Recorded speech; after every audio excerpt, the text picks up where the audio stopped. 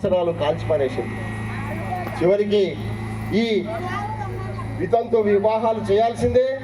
అంతేకాకుండా ఈ బతుకున్నటువంటి స్త్రీలను చంపడం, అంటుపెట్టడం, భర్తతో పాటు భర్త చచ్చిపోతే అరే భర్తనేమో 60 ఏళ్ళు ఉంటాడు, చిన్న పాపను తీసుకుపోయి 13 ఏళ్ళు 12 ఏళ్ళు ఉండేటువంటి పిల్లకేమో పెళ్లి చేస్తారు. వాడేమో పుట్టుకోమని భర్త చచ్చిపోతాడు. అరే 12 ఏళ్ళు 13 ఏళ్ళు 14 ఏళ్ళు ఉండేటువంటి పిల్లను ముక్కుపచ్చలారనేటువంటి పసిపిల్లలను తీసుకుపోయి ఆడపిల్లలను చంపేస్తుంటే ఈ వ్యవస్థ ఎటుపోతుందని ఆలోచించి ఈ వ్యవస్థలో మార్పు రావాలని చెప్పేసి కోరుకున్న దాంట్లో డాక్టర్ బాబాసాహెబ్ అంబేద్కర్ గారు ఈ మనుధర్మ శాస్త్రమే ఈరోజు మనుషులను విడదీస్తుంది. బీసీలు, ఎస్సీలు, బీసీలు అంటే ఎవరు? కుమ్మరి, కమ్మరి, చాకలి, మంగలి, వడ్డెర, బోయ, ఇంజరి, ఇటువంటి అనేక కులాల వాళ్ళు బీసీలు.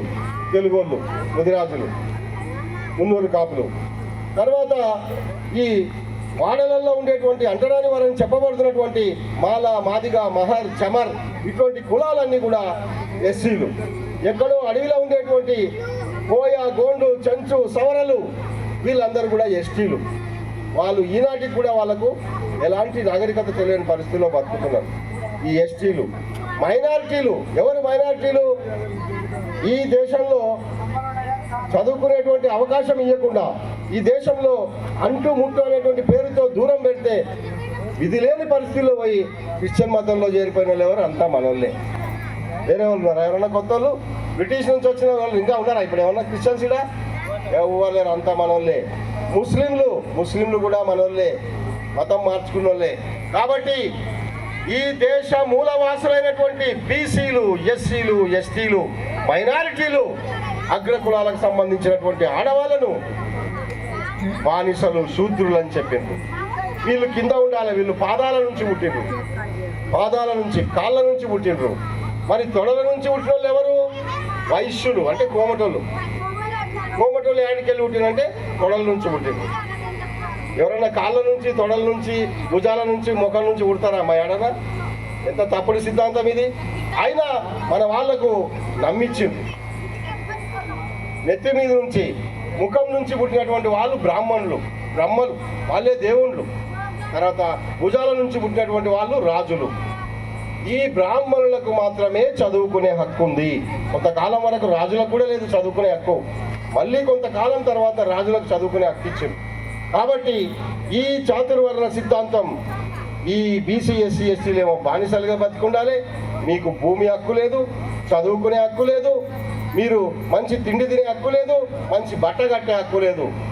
మీరు ఎంతసేపు ఉన్నా మూతికి ముంత పెట్టుకోవాలి, వెనక ముడ్డికి చీపురు కట్టుకోవాలి.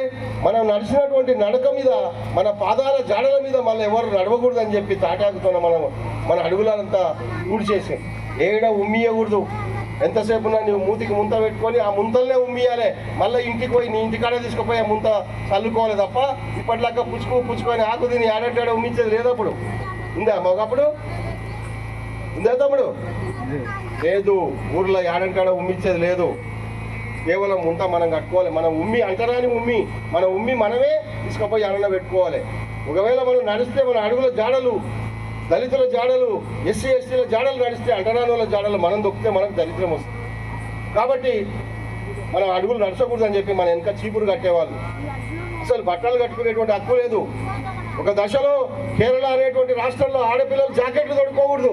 ఎంతసేపు ఉన్నా పొంగేసుకోవాలి తప్ప జాకెట్లు తొడుక్కోకూడదు. జాకెట్లు తొడుక్కున్నందుకు మరి ఒక స్త్రీని నువ్వు జాకెట్లు తొడుకుంటావా, మమ్మల్ని కాదని జాకెట్లు తొడుకుంటావు అని చెప్పి ఆమె రొమ్మును కోసి పారేసి ఈ దుర్మార్గులు.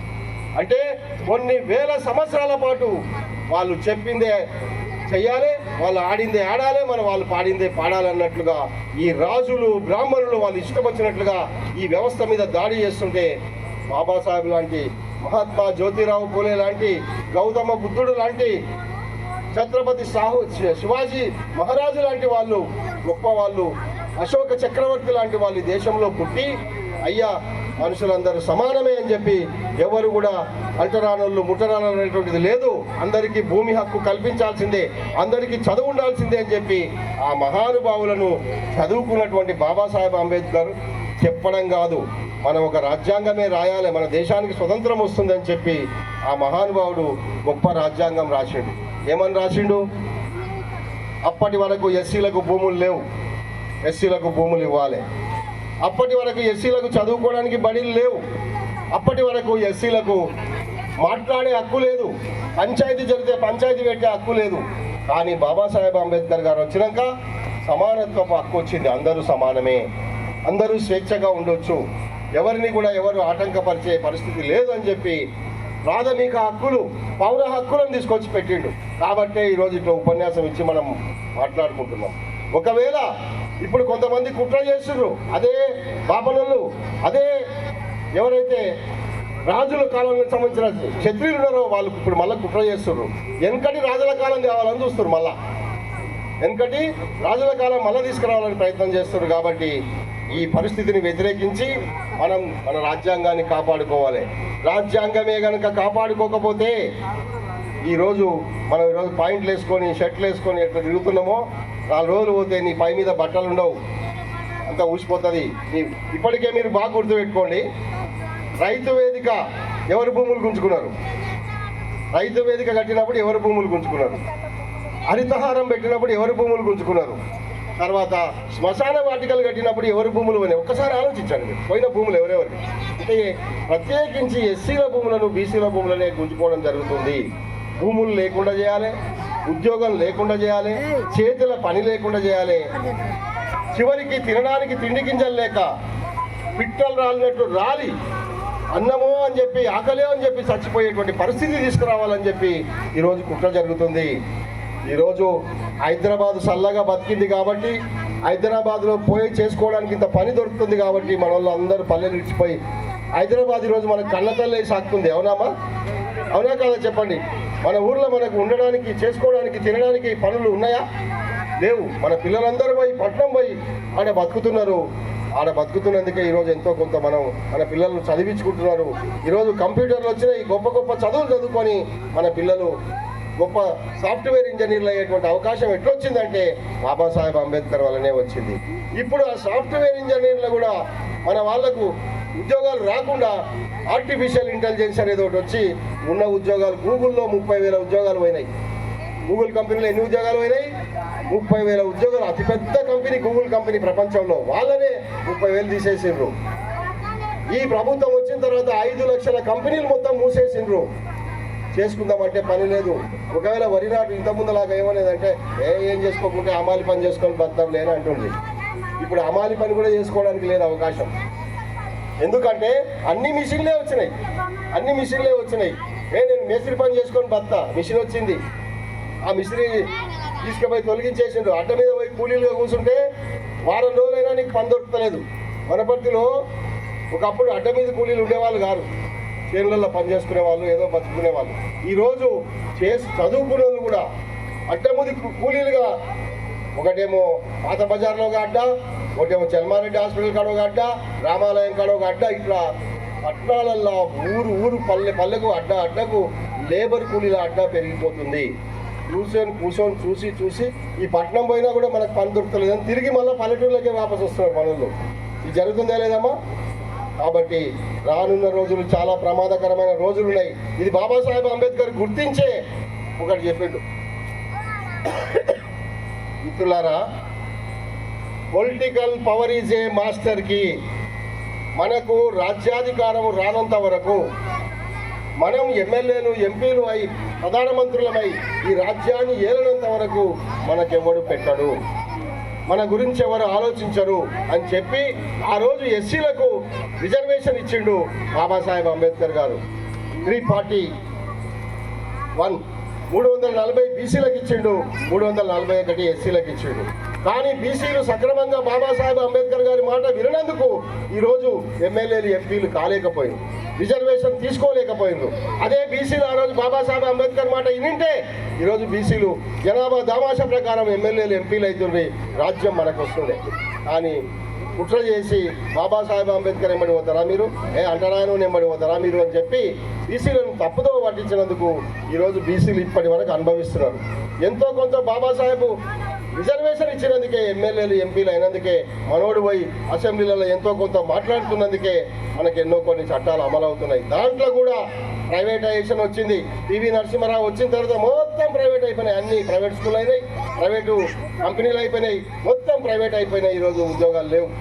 కాబట్టి మనకు రాను రాను ఉద్యోగాలు ఉండకుండా చేస్తున్నారు, భూమి లేకుండా చేస్తున్నారు, మనకు బతకలేకుండా ఉండేటువంటి పరిస్థితి సృష్టిస్తున్నారు, ఊర్లలో అప్పు ఉండకుండా చేసేటువంటి ప్రయత్నాలు కూడా జరుగుతున్నాయి. కాబట్టి మనం చాలా తెలివిగా ఆలోచించి మనకున్నటువంటి పవర్ఫుల్ ఆయుధం ఇచ్చిండు బాబాసాహెబ్ అంబేద్కర్. ఆ ఓటు అనేటువంటి ఆయుధంతో మనం సక్రమమైనటువంటి నిర్ణయం తీసుకొని ఎవరికి తల వంచకుండా దేనికి లొంగకుండా మనం చాలా జాగ్రత్తగా మన వాళ్ళని గెలిపించుకునే ప్రయత్నం చేయాల్సిన అవసరం ఉందని చెప్పి తెలియజేస్తూ బాబాసాహెబ్ అంబేద్కర్ గారు ఒక మాట చెప్పారు, బాగా వినాలి. మీరు నలుగురైనా సరే చదువుకున్న పిల్లలు మీరు వినాలి బాగా. 3T బాబాసాహెబ్ అంబేద్కర్ గారు 3 టీల గురించి చెప్తాడు. ఒకటి నీ టైం, ఒకటి నీ టాలెంట్, ఇంకోటి నీ ట్రెజర్, నీ డబ్బు. ఒకటి నీ టైం ఎవరికి కేటాయిస్తున్నావు ఆలోచించు. ఎవరి బ్యానర్లు కట్టనీకే పోతున్నావు, ఎవరి చేయి కొట్టనీకే పోతున్నావు, ఎవరి మీటింగ్లు సక్సెస్ చేయనీకే పోతున్నావు. నీ గురించి, నీ కుటుంబం గురించి, నీ తల్లి గురించి, నీ పిల్లల గురించి, నీ ఆరోగ్యం గురించి ఆలోచన చేస్తున్నావా? నీ టైం నీ కోసం కేటాయించుకుంటున్నావా? ఎంత టైం వాళ్ళకి కేటాయిస్తున్నావు, ఎంత టైం నీవు కేటాయించుకుంటున్నావు ఆలోచించమని చెప్పింది బాబాసాహెబ్. టాలెంట్, అరే నువ్వు మంచి పాట పాడతావు, రసమై బాలకృష్ణలాగా గోరటెంకనలాగా అద్భుతమైన పాటలు పాడతావు, ఎగురు దుక్కుతావు, ఆర్టిస్టు. కానీ ఎవరి పాట పాడుతున్నావు? ఎందుకోసం పాడుతున్నావు నీ పాట? ఎవరిని రాజ్యం మీదకి తీసుకురావడానికి పాట పాడుతున్నావు? నీ టాలెంట్ నీ జాతిని రాజ్యంలోకి తీసుకురావడానికి పాటలు పాడాలి, నీ జాతిని అభివృద్ధి చేయడం కోసం పనిచేయాలని చెప్పి చెప్తున్నాడు బాబాసాహెబ్ అంబేద్కర్. నీ ట్రెజరీ, అరే నీ దగ్గర డబ్బులుండవు, పైసలుండవు, అమ్మతో పోయి కొట్లాడి అమ్మకు వచ్చిన పెన్షన్ పైసలు గుంజుకొని కొంగలకెళ్ళి గుంజుకొని పోయి ఎవరికో ఫ్లెక్సీ కడతావు. నీ ట్రెజరీ వేస్ట్ చేస్తున్నావు, you are wasting your money అని చెప్పి డాక్టర్ బాబాసాహెబ్ అంబేద్కర్ గారు చెప్తున్నారు. అందుకే 3T, ఈ 3 టీలు జాగ్రత్తగా కాపాడుకోవాలి. మన టైము, మన టాలెంట్, మన ట్రెజరీ మన కోసం, మన ఆరోగ్యం కోసం, మన తల్లిదండ్రుల కోసం, మన పిల్లల కోసం, భవిష్యత్ తరాల కోసం ఖర్చు పెట్టాలని చెప్తాడు. కాబట్టి ఈ 3Tలను మీరు చాలా జాగ్రత్తగా గమనించాలి. ఇంకోటి, మన మారోజు వీరన్న అని చెప్పేసి ఒక గొప్ప కమ్యూనిస్ట్ పార్టీ నాయకుడు. ఆయన ఏం చెప్తాడంటే 3D గురించి చెప్తాడు ఆయన. 3D అంటే ఏంది? నీవు నీ కోసం పని చేసుకోకుండా నీ మైండ్ని ఏం చేస్తున్నారు? డైవర్ట్ చేస్తున్నారు, డీవియేట్ చేస్తున్నారు, తర్వాత డిస్టర్బ్ చేస్తున్నారు. ఈ 3D జాగ్రత్తగా ఉండండి. డీవియేట్ కావద్దు, నీ ఆశయం కోసమే నిలబడు. డైవర్ట్ కావద్దు, నీ ఆశయం కోసమే నిలబడు. నీవు డిస్టర్బ్ కావద్దు, నేను డిస్టర్బ్ చేస్తారు, అవసరమైతే బెదిరిస్తారు, కొడతారు, చంపడానికి కూడా ప్రయత్నం చేస్తారు, అయినా కూడా భయపడొద్దని చెప్తాడు మహారాజు వీరన్న. 3D. మరి కాంశీరామ్ గారు ఏం చెప్తారు? 3S. సీరియస్గా పనిచేయి, నీ కోసం నీ ఒక పార్టీ నిర్మించుకో, సీరియస్గా పనిచేయి, సిన్సియర్గా పనిచేయి, సిస్టమేటిక్గా పనిచేయి, చేసి నీదనుకున్న రాజ్యాన్ని నిర్మించుకో. రాజ్యాధికారంలోకి రాని జాతి అంతరించిపోతుంది. కాబట్టి మనం ఎస్సీలము బీసీలము ఒకటి కావాలి. ఊరు వాడ వేరై ఉంది. ఊరు వాడ విభజనను చెదరగొట్టాలి. ఊరు వాడ ఒకటి కావాలి. గ్రామ రాజ్యం ఏర్పడాలి, గ్రామ బహుజన రాజ్యం ఏర్పడాలి, పల్లెలో బహుజన రాజ్యం ఏర్పడాలి.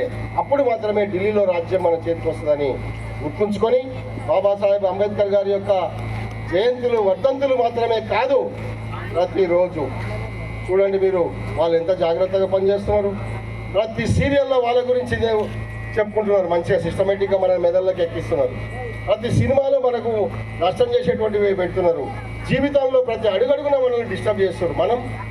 మనం సంవత్సరానికి ఒక్కసారి బాబాసాహెబ్ అంబేద్కర్ గారి పుట్టినరోజు కూడా జమగూడతలేము, మన గురించి మనం మాట్లాడుకుంటలేము, మన భవిష్యత్తు నిర్మించుకోవడానికి ప్రణాళిక రూపొందించుకుంటలేము. ఇది చేయాల్సిన అవసరం ఉంది. అనునిత్యం జరగాలి, రోజు జరగాలి. ప్రతిరోజు రాజ్యం గురించి చర్చ జరగాలి.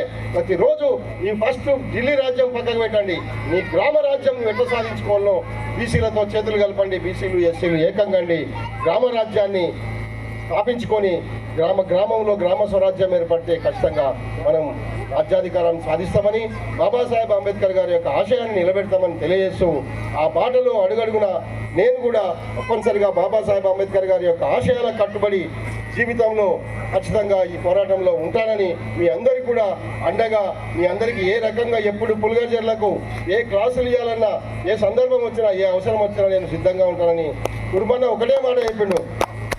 సాయంత్రం అప్పటికప్పుడు చెప్పిండు, సార్ మరి రావాలి సార్ మా ఊరికి అని అన్నాడు. అప్పటికి నేను ఉదయం అంతా బాబాసాహెబ్ అంబేద్కర్ గారి జయంతి చేసినాము. తర్వాత ఈ ఆర్మీలో పనిచేస్తూ చనిపోయినటువంటి ఆర్మీ వాళ్ళ పిల్లలకు, వాళ్ళ కుటుంబాలకు, వాళ్ళకి ఎటైనా సాయం చేయాలనే దానికోసం జై జవాన్ సేవా ట్రస్ట్ అని ఏర్పాటు చేసి ఆ రిటైర్మెంట్ అయిన జవాన్లకు సన్మానం చేసినాము. వాళ్ళ కుటుంబాల కోసం గొప్ప సంస్థ నిర్మించాలని ప్రయత్నం చేసి సాయంత్రం వరకు వచ్చి అప్పుడే అలసిపోయినాం. ఖచ్చితంగా మా ఊరికి రావాలా సార్ అంటే మరి అప్పటికప్పుడు మన కుటుంబంతో మాట్లాడి కారు మాట్లాడుకొని ఖచ్చితంగా పులిగంజలకు పోవాలి. ఎందుకంటే కుటుంబాన్ని నన్ను అంత ఇంప్రెస్ చేసాడు. వనపర్తిలో తన జాబ్ తాను చేసుకుంటూ నిరంతరం అంబేద్కరిజం గురించి ఆలోచన చేస్తాడు. ఎక్కడ ఏ ఊరికి పోయినా, ఏ పల్లెకి పోయినా, ఎవరితోనో మాట్లాడినా సిద్ధాంతం గురించే. అట్లాంటి నాయకత్వం రావాల్సిన అవసరం ఉంది. వచ్చే సంవత్సరం నాటికి నేను వనపర్తిలో పూలే విగ్రహం పెట్టిస్తా. ఈడ మాత్రం మీరు అంబేద్కర్ విగ్రహం పెట్టాలి. ఇది నా శపథం, మీ శపథం. దృష్టిలో పెట్టుకోండి. ఖచ్చితంగా మనం చేయాలని కోరుకుంటూ ఈ అవకాశం ఇచ్చిన మీకు అందరికీ జై భీమ్ తెలియజేసుకుంటూ మళ్ళీ వచ్చే సభ నాడు ఇంతకంటే రెట్టింపుగా ఉత్సాహంతో మిమ్మల్ని ఉత్సాహం చేసేటువంటి ఉపన్యాసం ఇస్తానని, నాకు 4 లక్షలున్నా నా ఉపన్యాసం ఒకటే, సమస్యనే లేదు. ఎందుకంటే పల్లెలో ప్రతి పల్లెలో కమ్యూనిస్టు ఉద్యమం చేసినాడు, ఇద్దరు నిలబడ్డా కూడా ఇదే ఉపన్యాసం. 2 లక్షల మంది తెలంగాణ ఉద్యమంలో ధూమ్ధాంలో నేను గోరటెంకన్న కలిసి పాట పాడి ఆటాడి చిందులేసినాడు కూడా ఇదే ఉపన్యాసం. కాబట్టి వచ్చే సంవత్సరం బాబాసాహెబ్ అంబేద్కర్ గారి విగ్రహాన్ని ప్రతిష్ఠించుకొని గుండెల నిండా ఆ మహానుభావం నిలుపుకొని మనం అద్భుతంగా పండుగ చేసుకుందామని తెలియజేస్తూ ఈ అవకాశం ఇచ్చిన మీకు అందరికీ ప్రత్యేకంగా మళ్ళొక్కసారి అమ్మాయిలకు చిన్న పిల్లలు వీళ్ళందరూ కూడా ఈరోజు ఈ పండుగను చేసుకోవడానికి ఎంతమంది నిద్రపోయింది అనేది కాదు, ఎంతమంది మేల్కొన్నారు అనేది మనకి ఇంపార్టెంట్. మేల్కొన్నారు, ఎంతమంది మేల్కొంటే వాళ్ళు 20 నెలలు లేపుతారు కంపల్సరీ. కానీ మీ అందరికీ మరొక్కసారి సెల్యూట్ చేస్తూ సెలవు తీసుకుంటా. జై భీమ్, జై భీమ్, థ్యాంక్ యూ.